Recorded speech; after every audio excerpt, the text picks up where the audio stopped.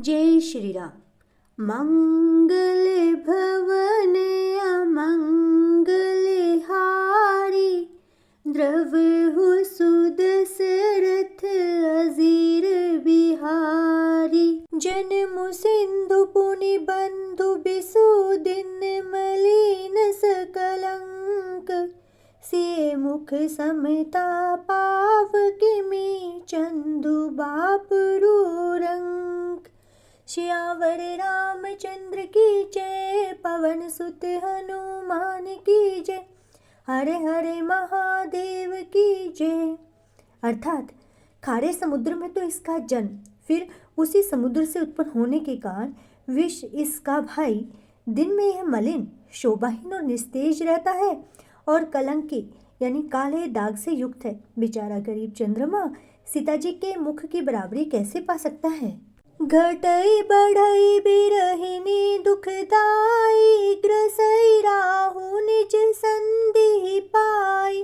Coke शोक प्रद पंकज द्रोही, अवगुण बहुत चंद्रमा तोही। अर्थात फिर यह घटता बढ़ता है और विरहिणी स्त्रियों को दुख देने वाला है। राहु अपनी संधि में पाकर इसे ग्रस लेता है। चकवे को चकवी के वियोग का शोक देने वाला और कमल का वैरी उसे मूर्छा देने वाला है। हे चंद्रमा, तुझ में बहुत से अवगुण हैं जो सीता जी में नहीं है। बेदेहि मुख पट तर दिन ही, होई दोषु बड़े अनुचित किन्हि।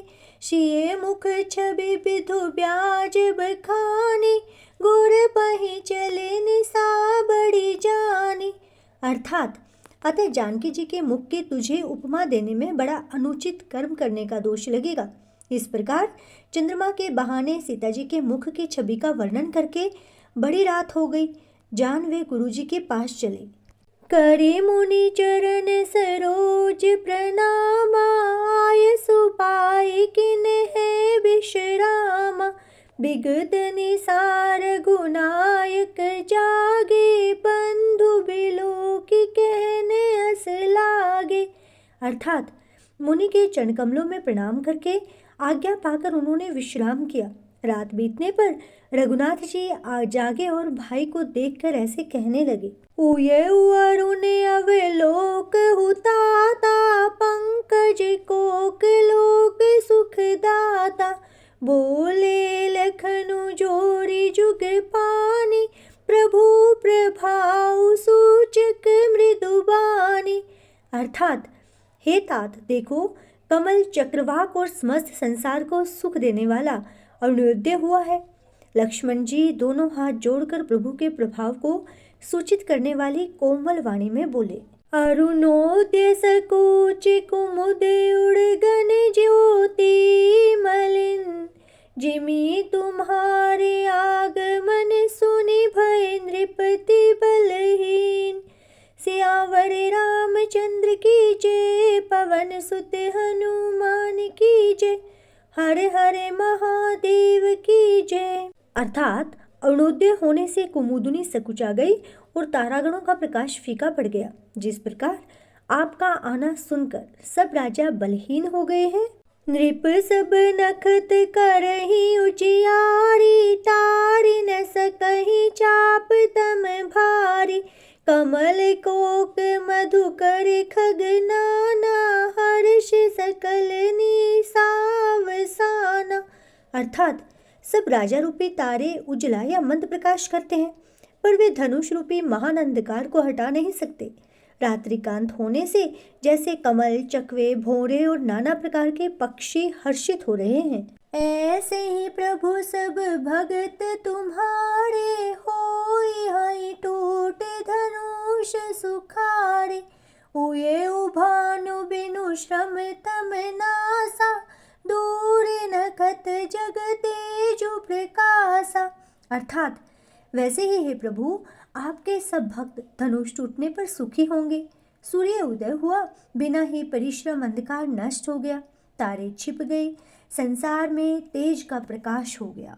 रवि निज उदय ब्याज रघुराया, प्रभु प्रताप सब नृपन दिखाया। तब भुज बल महिमा उदगार,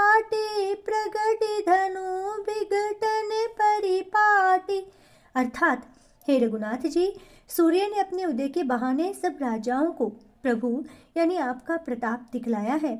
आपकी भुजाओं के बल की महिमा को उद्घाटित करने या खोल कर दिखाने के लिए ही धनुष तोड़ने की पद्धति प्रकट हुई है। बंधु बचन सुनी प्रभु मुस्काने, होई सूचि सहज पुनित नहाने। नित्य क्रिया करी गुरु पही आए, चरण सरोज सुभग सिर नाय। अर्थात भाई के वचन सुनकर प्रभु मुस्कुराए। फिर स्वभाव से ही पवित्र श्री राम जी ने सोच से निर्भीत होकर स्नान किया और नित्य कर्म करके वे गुरुजी के पास आए। आकर उन्होंने गुरुजी के सुंदर चरण कमलों में सिर नवाया।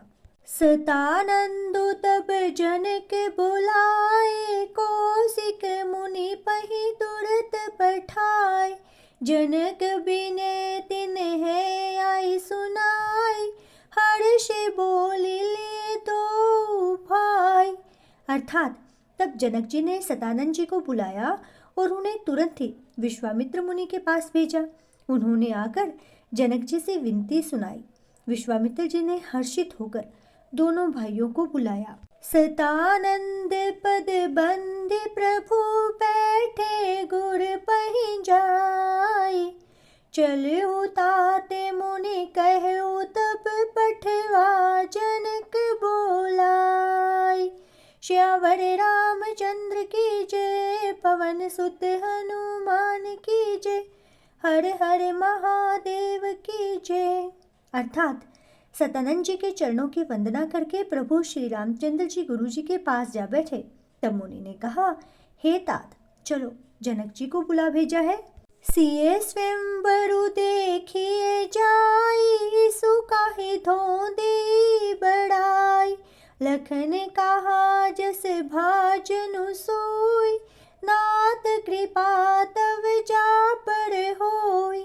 अर्थात चलकर सीता जी के स्वयंवर को देखना चाहिए, देखें ईश्वर किसको बड़ाई देते हैं।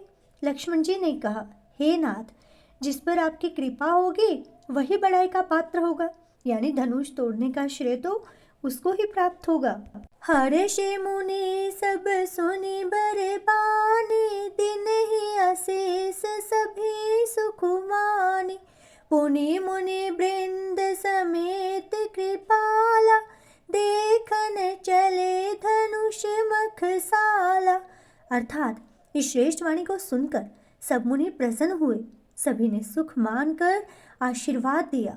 फिर मुनियों के समूह सहित कृपालु श्री रामचंद्र जी धनुष यज्ञशाला देखने को चले। रंग भूमि आए दो भाई, असी सुधे सब पुरबासी ने पाई। चले सकल गृह काज बिसारी, बाल जुबान जरठ नर नारी। अर्थात दोनों भाई रंगभूमि में आए हैं। ऐसी खबर जब सब नगर निवासियों ने पाई, तब बालक, जवान, बूढ़े, स्त्री, पुरुष सभी घर और काम काज को भुलाकर चल दिए। देखी जनक भीर भे भारी, सुचि सेवक सब लिए हंकारी। तुरत सकल लोगन पही जाहु, आसन उचित देहु सब काहू। अर्थात जब जनक जी ने देखा कि बड़ी भीड़ हो गई है, तब उन्होंने सब विश्वास पात्र सेवकों को बुला लिया और कहा, तुम लोग तुरंत सब लोगों के पास जाओ और सब किसी को यथा योग्य आसन दो। और इसके साथ ही आज का श्री रामचरितमानस का पाठ संपन्न होता है। कल आगे की कथा का रसपान करने के लिए हमसे जुड़े रहें और अपने इस चैनल को लाइक और सब्सक्राइब करें। जय श्री राम।